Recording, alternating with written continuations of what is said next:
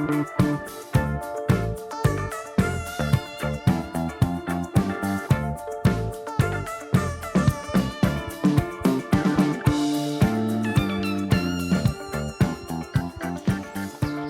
everyone, and welcome back to Waterhouse Forde.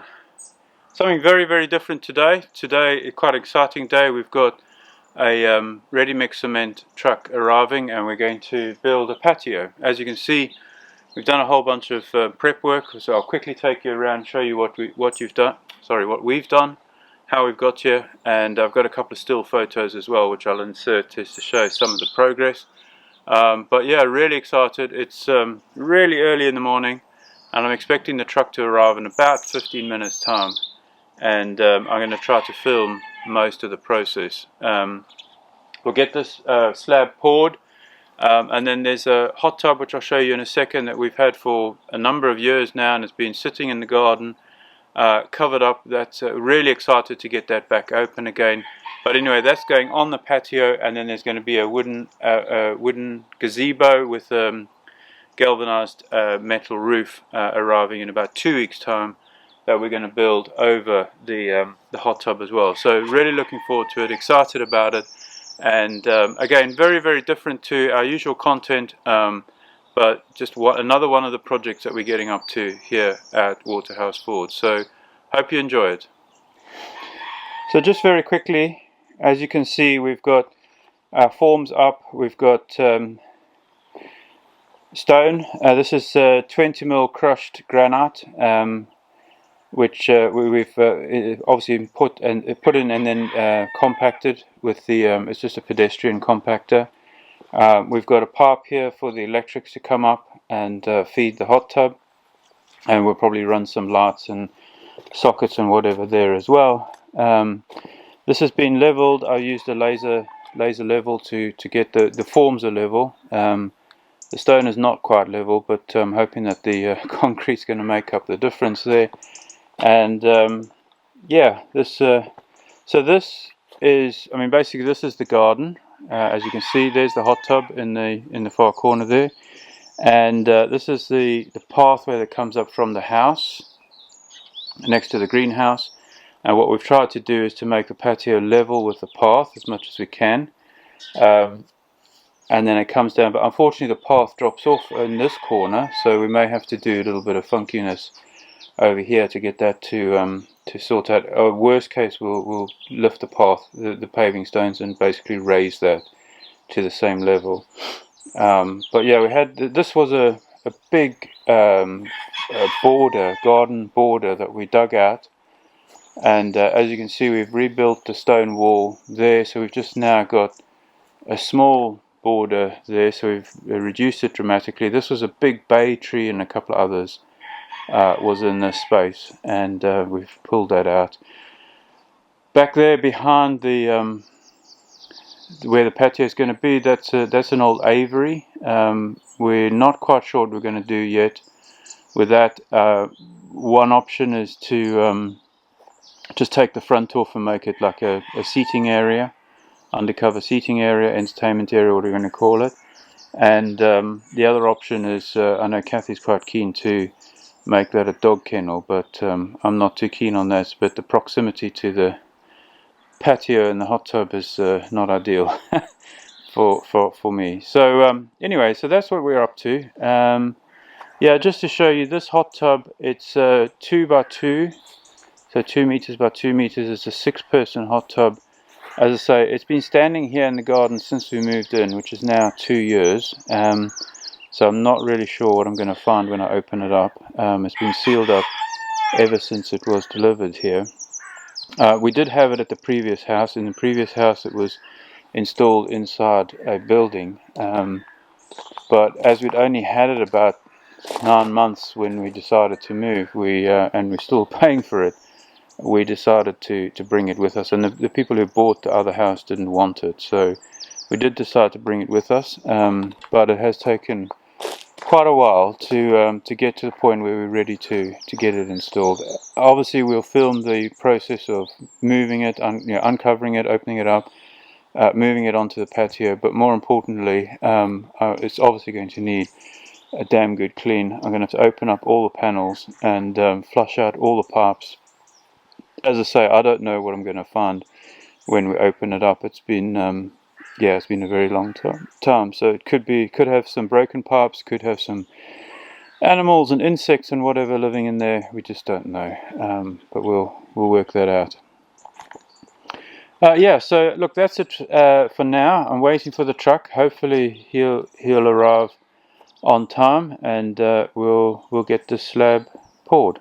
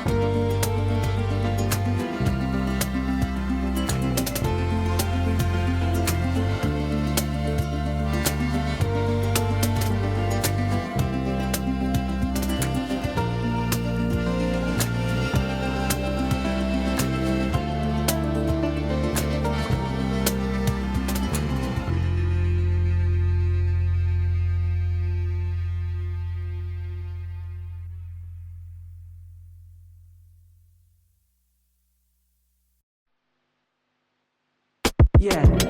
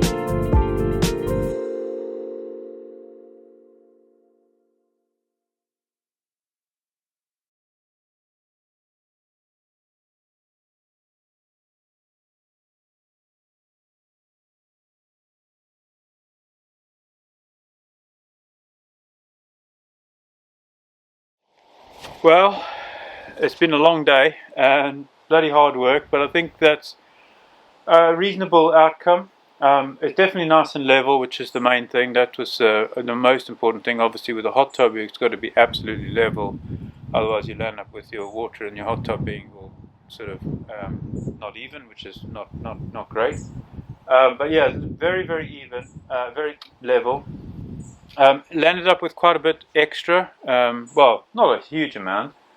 I estimated it reasonably well, but that allowed me then to create a footing here, which is where we're going to build another wall, basically. So the wall will continue, the rock wall will continue around there, just to finish off the patio anyway. So that's given me a good foundation then to build it.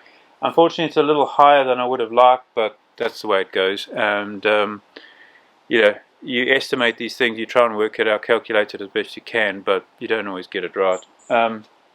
So this was 1.5 cubic meters of mortar. The patio is 3.6 meters this way and 3.4 meters that way, and I estimated it around average of 95 millimeters deep all the way around. So when you work that out, it comes out at about 1.3 cubic meters, I think it was. And obviously you want a little bit extra. You don't want to have too little, rather have too much. So took it up to 1.5. Because we did have that piece right at the top there that obviously that wasn't factored into the calculation. So that I was expecting that to be just about right. I wasn't expecting to have quite as much extra here at the front, but anyway, it is what it is. So yeah, now we leave that for a couple of days, and then we'll take the forms off, well, we'll see. I'm not particularly happy with the edging. I think the edging tool was a bit amateurish, but anyway, it's created an edge. But what I'll have to do when it's dry, I'll have to go and just knock the ridge off at the top on the inside of the edge. But anyway, that is what it is. Yeah, so that's basically it. So I think that we're going to leave it there for this one. I haven't yet decided whether I'm going to move the hot tub onto the deck, onto the patio first, and then build a gazebo around it, or build a gazebo and then bring the hot tub in underneath it. Haven't quite decided yet. I'm going to work that out in the next couple of days, but that's probably one of those will be probably the next video on this project.